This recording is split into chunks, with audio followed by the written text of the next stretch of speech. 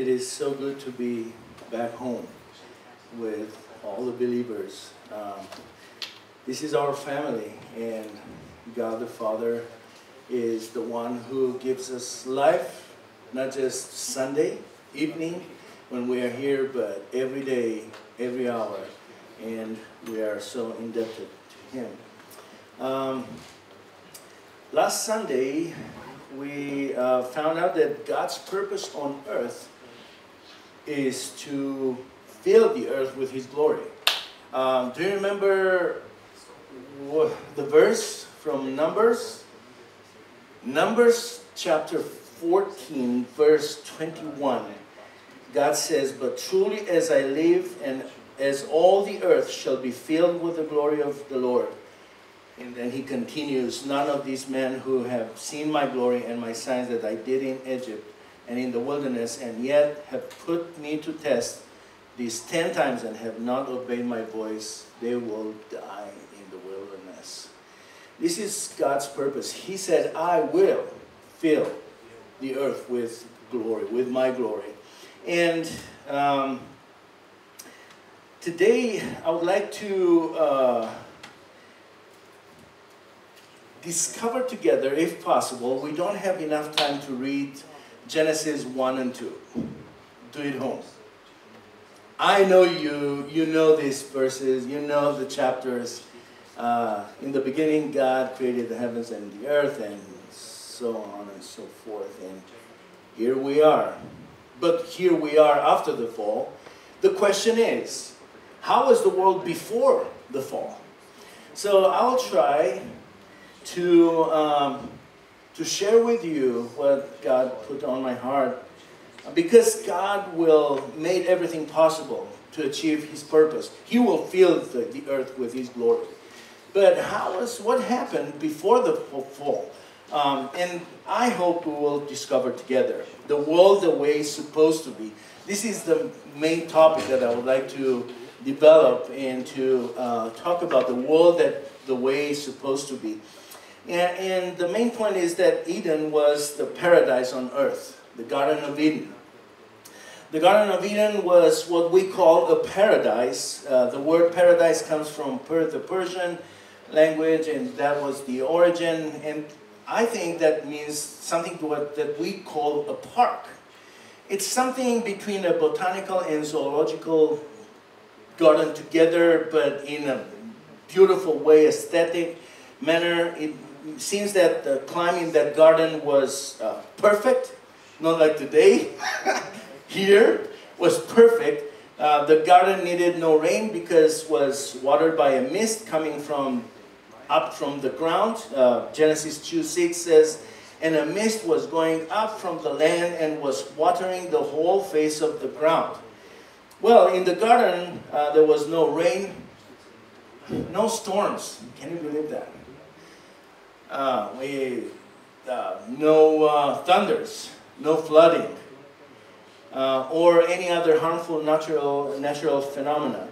The temperature and humidity were perfect. There was no pests or diseases. There was nothing to detract from enjoying of knowing God in a perfect way. So imagine, can you? I can't.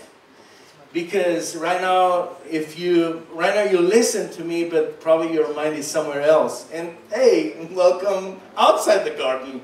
But in the garden was something else, was the perfect environment, and God was there.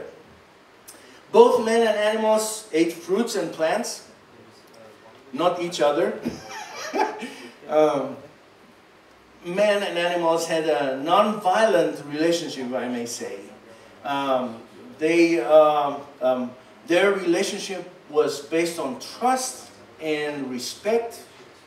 I can't say love. Maybe Adam and Eve loved the animals. I don't know, if the animals did the same thing. But this type of relationship lasted until after the flood, when God allowed man to begin to hunt animals and eat them. And this is Genesis 9, 1 to 3.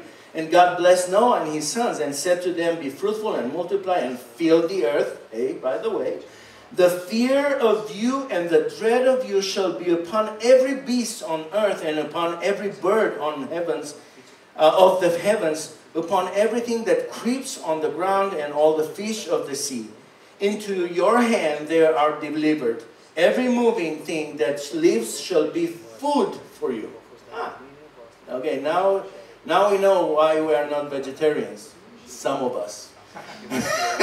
But some of us are. Good for you. I'm not there yet, as you see. God said, as I gave you the green plants, I give you everything. So now, after the flood, they were free to eat animals. I don't know if the animals were free to eat men, but that happened too. Adam and Eve lived among the animals in a perfect peace. Just imagine, and I was thinking how that was possible. Imagine Adam and Eve riding dinosaurs, or playing with lions, or black panthers, petting whales and stingrays, playing tricks on bears and hyenas. I can't, believe me, I was trying to picture this, it's hard. They were walking in the forest of the Garden of Eden during the night to catch fireflies without the fear that a snake will bite or a prey animal will jump on them. So, you're there? Can you imagine this? This was real, okay? It appears that some animals, if not all, were able to talk. And now maybe I will step on some toes. I know this looks a bit crazy, mythological even. But what is a myth? Is a legend that became a myth. And what is a legend is like an embellished truth. We know in the Bible there were at least two animals that they spoke, right? The serpent in the garden and what else? Balaam's donkey, right? Hey! There is no indication that when the serpent started to talk to Eve, she was scared and she started to scream, ah! You know, I imagine this today, but that happened. She was talking with the serpent, and they had a good conversation. Well, it was not very good conversation, but normal conversation like today was a bad conversation, okay? We'll talk about this later, but not today. It's worth mentioning that beside all the trees in the garden, there were two special trees. Do you know the trees? The two special trees? Everything was awesome, beautiful. But two of them, they were special. And the one was, well, I will even read the Genesis 2:9. And out of the ground the Lord God made to spring up every tree that is pleasant to the sight and good for food. The tree of life was in the midst of the garden, and the tree of the knowledge of good and evil. Both trees were central in the garden, and the tree of life will come back in history. If you are a Christian, if you are a disciple of Christ, if you are born again, you will see and probably you will eat out of that tree. In the city of God, there are plenty of these kind of trees. But the two trees represent, I believe, the two trees represent two contrasts. Life that is available through obedience of God to God and His will, and life and death. So life in obedience or death if you are disobedient. The tree of life, I can't say the tree of death, but the death was the result. The tree was the knowledge, the tree of the knowledge of good and evil. Well, this is the Garden of Eden. This is the environment known by Adam and Eve. How about their identity? Prior to the fall, Adam, who is referred to as the Son of God. I don't know if you know this verse, but it's very interesting. It's in Luke chapter 3, verse 38. It's the Jesus genealogy, okay? In verse 23, it says, Jesus, when he began his ministry, was about 30 years of age, being the son of, as was supposed, of Joseph, the son of Heli, and then a lot of names, and then verse 38, it says the son of Seth, the son of Adam, the son of God. How? What does it mean that the son of God? It means that Adam was a direct creation of God, like the angels in heaven. Okay. Therefore, angels in the Bible are called repeatedly sons of God. The angels are a direct creation of God, and you and I, we are not. We like to refer to us that we are God's creation, but we are not. You know why? Because my parents and their parents and their parents, their parents, until Noah and his sons, and then Adam and Eve. Adam and Eve, they were called sons of God. Adam was son of God. I am a son of Adam. Maybe it doesn't make any sense to you, but it's so interesting. There is a situation where during the Passion Week, some Sadducees tempted Jesus with a question concerning the law of levirate. About a woman and 7 brothers. She was bride, 7 times bride. And then they asked, okay, Lord, and Sadducees, they don't believe in the resurrection. They said, okay, how about in the resurrection? Whose wife will be this? Because it's kind of complicated.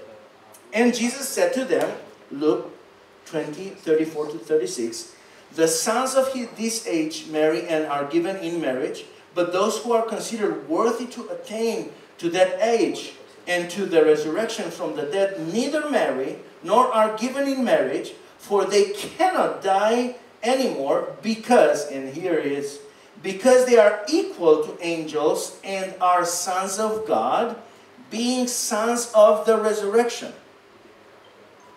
I don't know what you do with these verses, but for me, the angels are called the sons of God because they are direct creation of God. When we will be resurrected, we will be like them, a direct creation of God through resurrection, and that's why resurrection, I believe.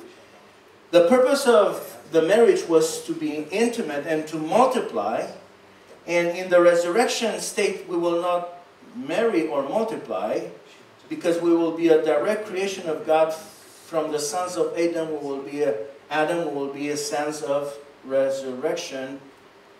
What do you think about this upgrade? I don't know. It's interesting. We will see. Okay. Maybe I'm wrong. Maybe I'm right. But the verses are right there, and they are so interesting. We will trace our origin from God as our Father. As the Father, God will give us life through the resurrection, a life that cannot be compared with the life that we live now. In a sense, at the resurrection, we will be like Adam in the Garden of Eden. Our identity will be connected directly to God. This is true in salvation too. We are adopted as sons of God, and our identity changed from dead to alive, from blind to sight, from strangers and aliens, as Paul said in Ephesians 2:19, to members of the household of God. This is tremendous news. This is awesome news, good news, right? We try to share with others, and they say, no, I don't need that, it's not for me. Adam and Eve's identity was equal of the angels, the son of, and I believe they were like, Adam, the son of God, as it says in Luke. God created them both with capability to multiply, and I see in this the generosity of love. If two they are in love, this love could be very restrictive, selfish, but when you have kids, if you have kids, then you see the generosity of love, and this is kind of like the Trinity, but we are not going there. Adam and Eve were the sons of God, and after the fall, all of us were condemned to death. But Jesus, the Son of God, came down and He opened a new line of people. And I don't know if I will call a new race, but a new creation. to be very specific with Paul, new creation, the sons of resurrection. And I believe this is awesome.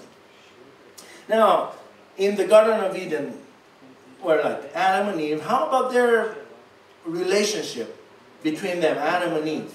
Adam and Eve were innocent. That means they never experienced guilt or shame. We know that they experienced that when? After the fall.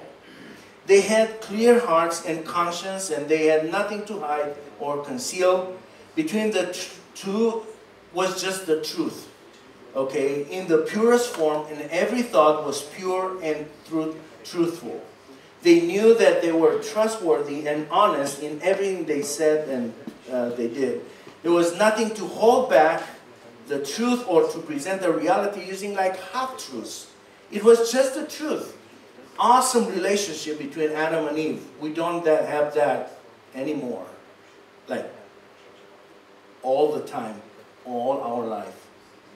Adam and Eve were intended by God to be married from the beginning. The marriage was designed and invented by God to bring a man and a woman back into that oneness like He created. It says in Genesis 1:27, so God created man in His own image. In the image of God He created him, male and female He created them. By creating a man and a woman, God sent a clear message also about His view on sex. Our culture may or may not express the same view, but not the culture created us. God created Adam and Eve. There is no legitimate expression of our sexuality except in the marriage. So, coming back to the idea that between Adam and Eve was nothing to interpose, there is another controversial verse. Maybe you said, oh man, you had it all today. Genesis 2:25. And the man and his wife were both naked and they were not ashamed.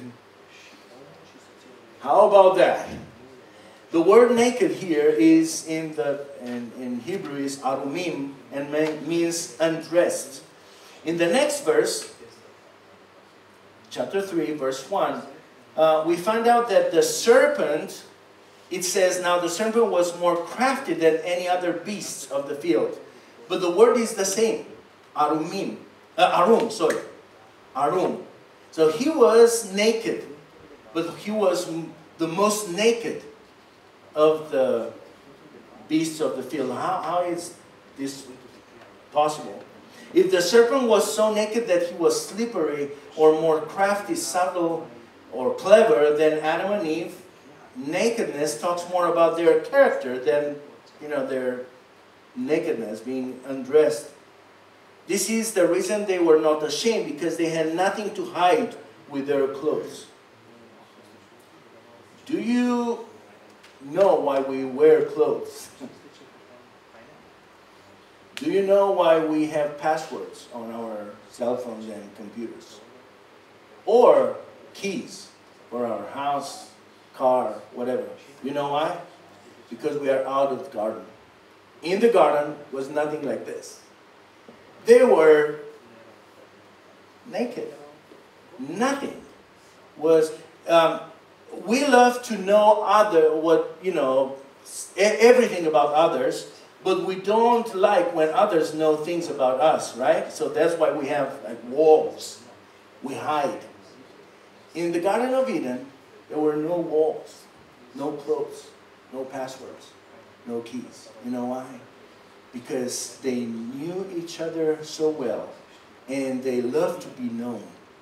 After the fall, that changed. There is curiosity to know others, but you don't want others to know you as you are, because probably they will be disappointed. There was no disappointment in the Garden of Eden. It was just love. Adam loved Eve, Eve loved Adam, and they both loved God, and God loved them. Perfect situation. Perfect setting. Nothing to hide, nothing to hinder knowledge, no thieves no racism, no war, no physical abuse, no hatred, no jealousy, no pain, no suffering.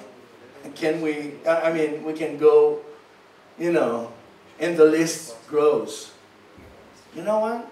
In the Garden of Eden, there was no list. It was just Adam and Eve, naked, knowing and being known. And they were not ashamed. There was no sin to be ashamed of. Now, how about their relationship with God? Their relationship with God was an integrated relationship. Adam and Eve enjoyed a relationship with God that was not hindered, was unhindered by sin. The Bible indicates that God may have taken maybe, or maybe not, a physical form because He was walking with them. Or maybe just they were there. We will know more after, you know, when we get to the, in eternity and the glory. Maybe we'll ask, oh, okay, Lord, how you did it with Adam and Eve? Because it's not very clear.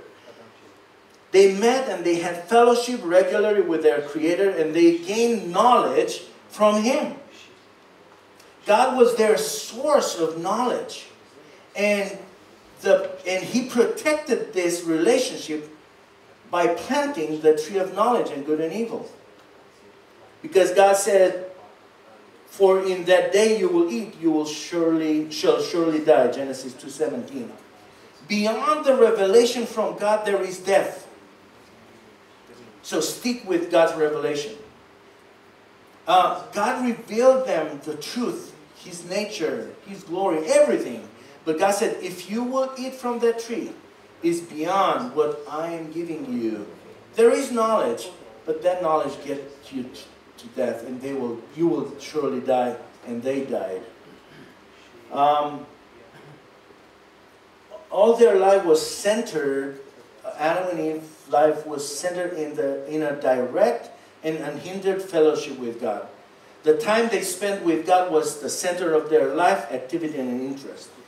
The encounters with God were decided by Him, and He was the initiator, and they were just enjoying God's fellowship and presence.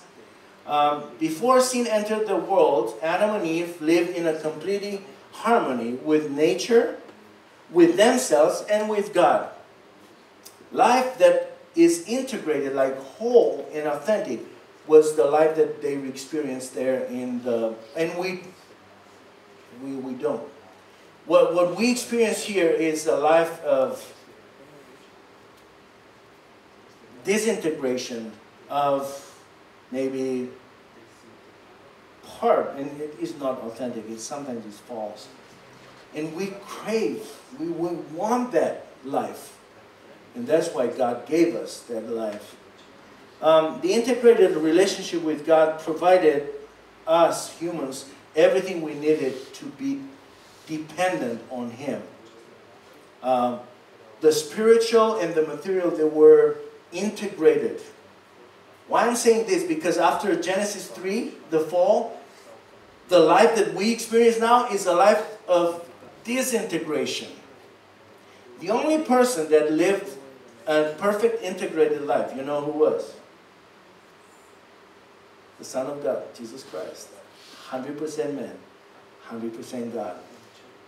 Perfectly integrated. And He's inviting us to be His followers, His disciples, to live this kind of a life. Now, the last point that I have here is, what was the purpose of life in the garden?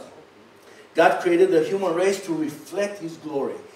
God, Genesis 1:27, so God created man in His own image. In the image of God, He created him to reflect Him.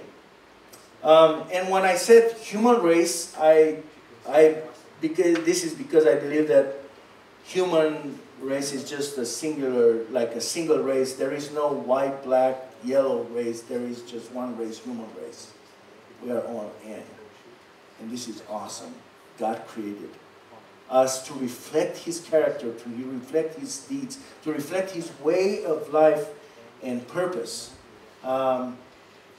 So God's purpose is to fill the earth with His glory, and we are doing this by reflecting His character, by reflecting Him. Um, when we behold God's glory, our first reaction is to worship Him. Remember Isaiah, when he beheld God's glory, he said, "Oh man, I'm so sinful." And God, I'll fix that. And then He sent him as He's sending us. Do you feel that you are a sinner? No problem, God can fix that. And He is sending us because, oh, by the way, do you remember Matthew 28? We learned that verse. Make disciples till where? Where is the limit of our reach? The end of the earth. Fill the earth. Well, I don't know how many Austrians we have here, but I'm not Austrian, I'm Romanian. And I know there are some Americans, Brazilians here. I don't know each one of you. So, but we are, why we are here? We are here to come closer to God and to meet Him, to know Him, and to spread and to reflect Him here in Vienna. I think this is beautiful. And you came just for 2 weeks, right? But you came here, or maybe 3 weeks, even better. You came here to reflect His character because you are disciples of Christ. And you look like Him. You are little Christs. And Vienna needs little Christ like us. And that's why we are from other places. We are here. God brought us here. And who knows where He will take us from here. He moves us around with one purpose, to reflect His character. God also gave clear instructions to Adam to tend the garden, and Eve was his helpmate, a companion, and a perfect complement. Genesis 2:15 says, "The Lord God took the man and put him in the Garden of Eden, the best of the best." So the best part of Eden was the garden, to work it and keep it. And then Genesis 2:18, "Then the Lord said, it is not good that a man should be alone. I will make him a helper fit for him." Good news. We are not alone. This indicates that the word was part of the work was part of God's perfect creation. So, how do you like work today? You like to work? Toil? Tired? Like school. How about school?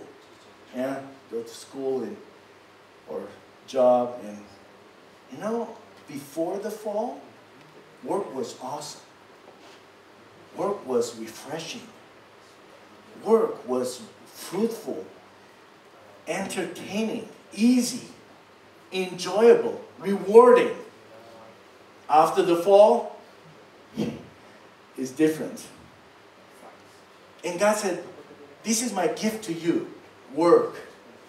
Now, Adam and Eve, they had to meet their daily needs of their family, and that's why work in the garden was to serve, but also to leave a legacy. Tend and keep it. So, there is another thing that I was thinking of the Garden of Eden, and this is the really last thing that I was like, okay, I will throw it in. I don't know, what do you think about this? But the life in the Garden of Eden was like in a cycle. You know who created this cycle? God. In Genesis 2:1 and 2, we learn that God rested on the seventh day and made it holy for His nation, Israel, later on. And you know what holy means, right? Come on, B1, tell me what holy means. Yeah, to set aside, to make it different, unique, and uncommon. Thus, the heavens and the earth were finished, and all the hosts of them. And on the seventh day, God finished His work that He had done, and He rested on the seventh day from all His work that He had done. I found an interesting quote in Steve Kern, The Biblical Creation Worldview, No Other Gods, The Biblical Creation Worldview. He says, the lunar orbit around the earth established measurements for a month. The orbit of the earth around the sun is how we measure a year. We also measure a day by the earth's rotation in relation to the sun. One rotation equals 1 day. There is nothing that defines for us a 7-day week except the Genesis 1 account. I like that. Right now I'm reading a lot about Sumerians, and I was so intrigued that it says that the Sumerians, they were probably the first people to use what we now recognize as a calendar. A calendar was needed in the first place to track seasons, and Egyptians took the calendar from the Sumerians. The basis of the calendar was the lunar cycle, and the Sumerian year was made up of 12 lunar cycles. That's interesting. But 12 moon cycles fall short in relationship to the solar year. So to not fall out of sync with the season, the Sumerians introduced an extra month in the 4th year. It's kind of what we do, but they discovered the 7-day week, 30-day month, and 12-month year. That's interesting. We know from the Bible that God created the sun and the moon to help these cycles to go on. Genesis 1:14-16. And God said, let there be lights in the expanse of the heavens to separate the day from the night, and let them be for signs and for seasons and for days and for years. And let them be lights in the expanse of the heavens to give light upon the earth. And it was so.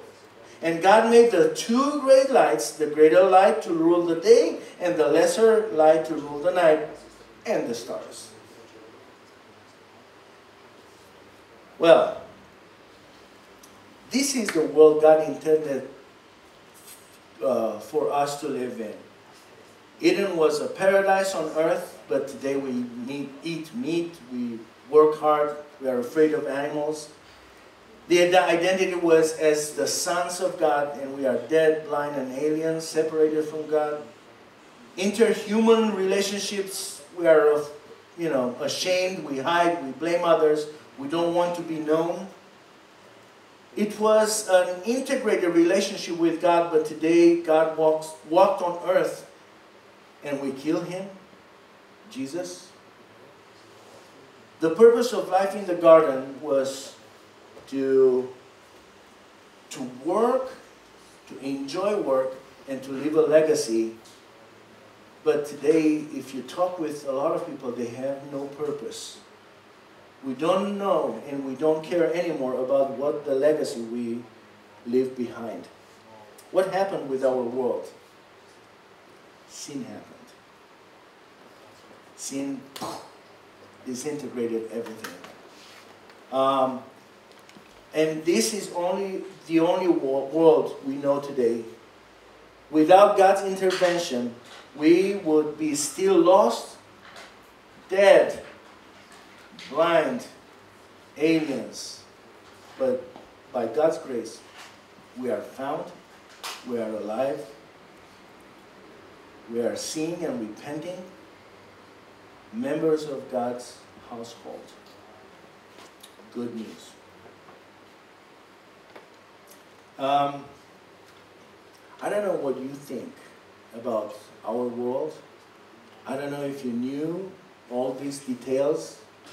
You read Genesis 1 and 2. It's nothing, complicated. But bringing this into perspective, I think is awesome to see what was the initial purpose and why we are today.